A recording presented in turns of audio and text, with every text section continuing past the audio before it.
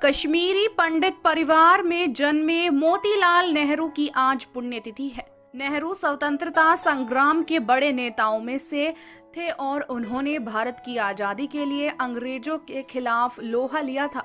बतौर वकील उनकी काबिलियत का लोहा अंग्रेज भी मानते थे। कहा जाता है कि वह अपने जमाने के सबसे वरिष्ठ और महंगे वकील हुआ करते थे। जीवन परिचय।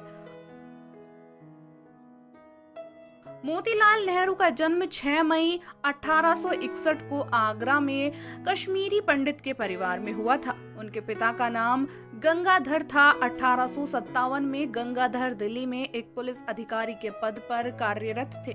वहीं मोतीलाल नेहरू के दादा दिल्ली में ईस्ट इंडिया कंपनी के पहले अधिवक्ता थे। उनके पैदा होने के 3 महीने के भीतर ही उनके पिता का देहांत हो गया था। उनका लालन पालन, उनका बचपन राजस्थान के खेतड़ी में बीता, जहां उनके बड़े भाई नंदलाल नेहरू क्लर्क थे। उनकी पत्नी का नाम कमला नेहरू था। मोतीलाल नेहरू की 2 बेटियां और एक ही बेटा था। कानून के थे माहिर।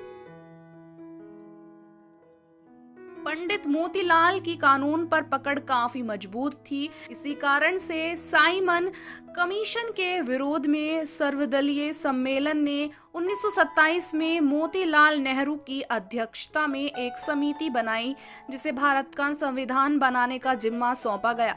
इस समिति की रिपोर्ट को नेहरू रिपोर्ट के बारे में जाना जाता है।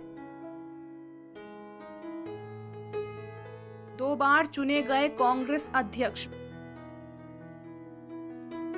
मोतीलाल 1910 में उत्तर प्रदेश विधानसभा के लिए निर्वाचित हुए। अमृतसर में 1919 के जलियांवाला बाग गोलीकांड के बाद उन्होंने महात्मा गांधी के आह्वान पर अपनी वकालत छोड़ दी।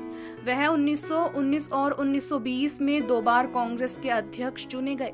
उन्होंने देशबंधु चित्तरंजन दास के साथ 1923 में स्वराज पार्टी का गठन किया। इस पार्टी के जरिए वह सेंट्रल लेजिस्लेटिव असेंबली पहुंचे और बाद में वह विपक्ष के नेता बने। निधन। 6 जनवरी 1931 को खराब स्वास्थ्य के कारण लखनऊ में उनका देहांत हो गया।